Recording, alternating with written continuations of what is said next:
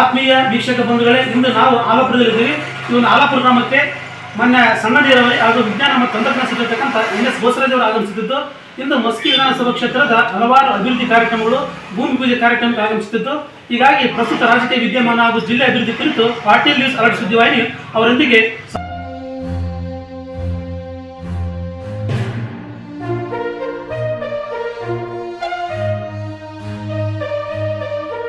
ನಮ್ಗೆ ಏನಾದರೂ ಒಂದು ಅಭಿವೃದ್ಧಿ ಅಥವಾ ಜನರಿಗೆ ಹೋಗ್ಲಿಕ್ಕೆ ಬರಲಿಕ್ಕೆ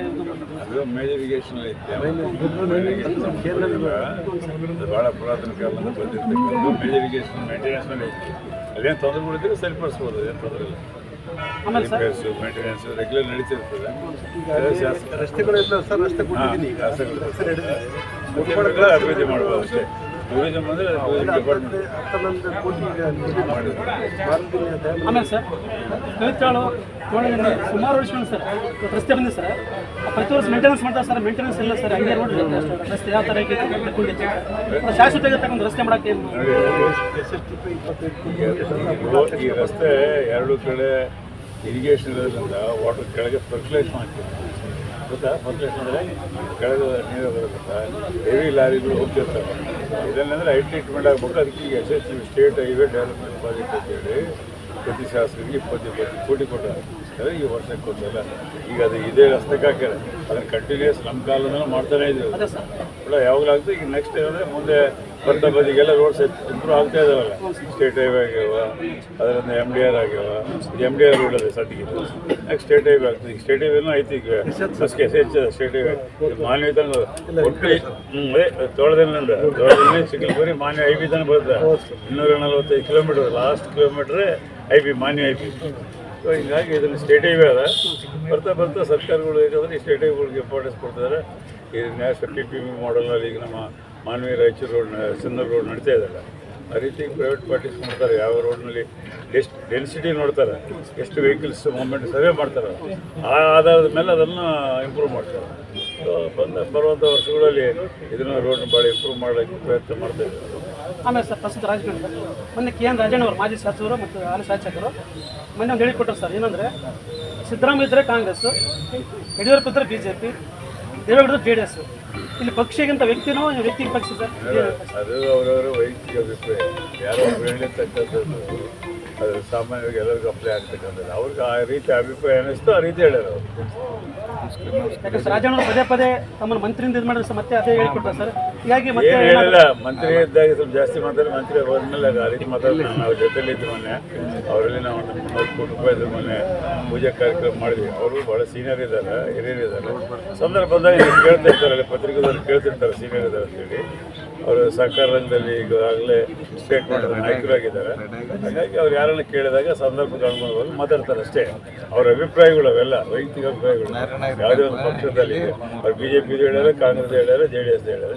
ಜನರಲ್ ಆಗಿ ಜನಸಾಮಾನ್ಯರು ಕೇಳಿರ್ತಕ್ಕ ಸಂದರ್ಭದಲ್ಲಿ ಆ ರೀತಿಯಾಗಿ ಅಲ್ಲಿ ದೇವೇಗೌಡರಲ್ಲಿ, ಯಡಿಯೂರಪ್ಪದಲ್ಲಿ, ಸಿದ್ದರಾಮಯ್ಯದಲ್ಲಿ ಈ ರೀತಿಯಾಗಿ ಸಹಜವಾಗಿ ಹೇಳಿರ್ತಕ್ಕಂಥ ಮಾತುಗಳವೆಲ್ಲ.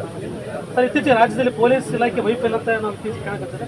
ಅದಕ್ಕೆ ಮೊನ್ನೆ ಘಟನೆ ಬಳ್ಳಾರಿ ಸರ್. ಬಳ್ಳಾರಿಯಲ್ಲಿ ಪೊಲೀಸ್ ವೈಫಲ್ಯ ಸರ್, ಅಲ್ಲಿ ಶಾಸಕರ ವೈಫಲ್ಯ ಸರ್.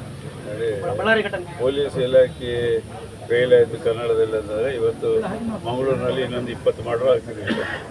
ಈ ಸರ್ಕಾರ ಬಂದ ನಂತರ ಪೊಲೀಸ್ ಇಲಾಖೆಯನ್ನು ಭಾಳ ಕಟ್ಟುನಿಟ್ಟಾಗಿ ಅವ್ರಿಗೆ ಆದೇಶ ಕೊಟ್ಟು ಒಳ್ಳೆಯ ಅಧಿಕಾರಿಗಳೆಲ್ಲ ನೇಮಕ ಮಾಡಬೇಕು. ಅಂದರೆ ಈ ಮಂಗಳೂರು ಭಾಗದಲ್ಲಿರ್ತಕ್ಕಂಥ ಏನು ಪರಿಸ್ಥಿತಿ ಅದನ್ನೆಲ್ಲ ಪೂರ್ತಿ ನಿಭಾಯಿಸ್ತಾರೆ. ಈಗ ಸೊ ಇದರಲ್ಲಿ ನಮ್ಮ Karnataka police is the best police in India ಅಂತ ಅನೇಕ ಪೇಜ್ಗಳು ಬಂದ. KSRTC ಪ್ಲಸ್ ಪೊಲೀಸಿಗೆ ಸಾಕಷ್ಟು ದೇಶದಲ್ಲಿ ನಮ್ಮ ಕರ್ನಾಟಕದ ಇದರ ಬಗ್ಗೆ ಬಹಳಷ್ಟು ಗೌರವ ಇದೆ. ಹಾಗಾಗಿ ಇನ್ಸಿಡೆಂಟ್ಗಳು ಎಲ್ಲ ಕಡೆ ಆಗ್ತಿರ್ತಾವೆ. ಪ್ರತಿನಿತ್ಯ ಈಗ ಉತ್ತರ ಪ್ರದೇಶ, ಬಿಹಾರ, ಡೆಲ್ಲಿಯಲ್ಲಿ ಅನೇಕ ಘಟನೆಗಳು ನಡೆದಿರ್ತಾವೆ. ನಮ್ಮ ಮೀಡಿಯಾ, ನಮ್ಮ ಜನರು ಇಲ್ಲದ್ರೆ ನಮಗೆ ಜಾಸ್ತಿ ನಮಗೆ ಕಾಣ್ತಿರ್ತದೆ ಅಷ್ಟೇ. ಹಾಗಾಗಿ ಅಲ್ಲಿ ವೈಫಲ್ಯ ಆಯಿತು ಅಂತ ಹೇಳಿದ್ರೆ ತಕ್ಷಣ SP ಅವತ್ತೇ ಹೇಳಿದ್ರೆ ಅವತ್ತೇ ಅವ್ರು ಸಸ್ಪೆಂಡ್ ಮಾಡಿದ್ರು. ಸರ್ ಆ್ಯಕ್ಚುಲಿ ಶಾಸಕರ ಒಂದು ಸಮಸ್ಯೆ ಇತ್ತು, ಬೇಕಾಬಿಟ್ಟು SP ಅವ್ರನ್ನ ಅಮಾನತ್ ಮಾಡೋದಂತಕ್ಕಂಥ ಒಂದು ವಿರೋಧ ಪಕ್ಷ ಮಾತಾಡಿ ಸರ್. ವಿರೋಧ ಪಕ್ಷದವ್ರಿಗೆ ಬೇರೆ ಕೆಲಸ ಏನು ಮಾತಾಡಿದ್ರು.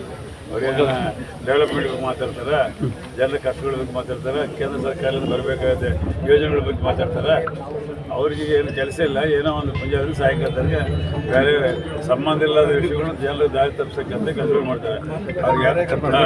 ಅವ್ರಿಗೆ ಯಾವ ಇರ್ತಕ್ಕಂಥ ನರೇಗಾ ಅಂತ ಕಾರ್ಯಕ್ರಮ ಮಹಾತ್ಮ ಗಾಂಧಿಯವರು, ಸೋನಿಯಾ ಗಾಂಧಿಯವರು, ಮನಮೋಹನ್ ಸಿಂಗ್ ಅವರು ಈಗ ಗೂಡಿ ಹೋಗ್ತಕ್ಕಂಥ ಪದ್ಧತಿ ತಪ್ಪಿಸ್ಬೇಕಂತೇಳಿ 100% ಕೇಂದ್ರ ಸರ್ಕಾರ UPA ಸರ್ಕಾರ ಅನುದಾನ ಕೊಟ್ಟು 6,000 ಕೋಟಿಯಷ್ಟು ನಾವು ಇವತ್ತು ಕರ್ನಾಟಕದಲ್ಲಿ ಖರ್ಚು ಮಾಡ್ತಿರ್ಬೇಕು. ಅಂಥದ್ದನ್ನು ಇವತ್ತು ಚೇಂಜ್ ಮಾಡಿ ಮಹಾತ್ಮ ಗಾಂಧೀಜಿಯವರ ಹೆಸರೇ ಬದಲಾವಣೆ ಮಾಡಿ ಯಾವುದೋ ಜಿ ಅಂತ ಹೆಸರನ್ನು ಮಾಡಿ 60% ಅವ್ರು ಕೊಡೋದು 40% ರಾಜ್ಯಗಳು ಕೊಡಬೇಕಂತ ಮಾಡಿ ಇವತ್ತು ರಾಜ್ಯಗಳಿಗೆ ಹೊರ ಮಾಡಿ ಒಟ್ಟಾರೆ ಕೆಲಸ ಆಗಬೇಕು, ಬಡವರಿಗೆ ಕೆಲಸ ಸಿಗಬಾರ್ದು ಅಂತ ಪ್ರಯತ್ನ ಅವ್ರು ಮಾಡ್ತಾ ಇದ್ದಾರೆ. ರಾಜ್ಯ ಸರ್ಕಾರಗಳು 40% ಕೊಡಲಿಕ್ಕಾದರೆ ಯಾವುದೇ ಸರ್ಕಾರ ಈ ಕರ್ನಾಟಕದಲ್ಲಿ ಕೊಡ್ಬೋದು. ಅದೇ ಗುಜರಾತ್ನಲ್ಲಿ, ಬಿಹಾರ್ನಲ್ಲಿ, ನಮ್ಮ UPದಲ್ಲಿ ಸಾಕಷ್ಟು ಸರ್ಕಾರಗಳು ಇವತ್ತಿಗಾಗಲೇ ದಿವಾಳಿ ಇದ್ದೇವೆ. ಹಾಗಾಗಿ ಅವ್ರು ಮಾಡಲಿಕ್ಕಾಗಲ್ಲ ಅಂದಮೇಲೆ ಈ ಯೋಜನೆ ಜಾರಿಗೊಳ್ಳೋದೆಲ್ಲ ಕೂಲಿಯರಿಗೆ ಕೂಲಿ ಸಿಗುತ್ತೆ.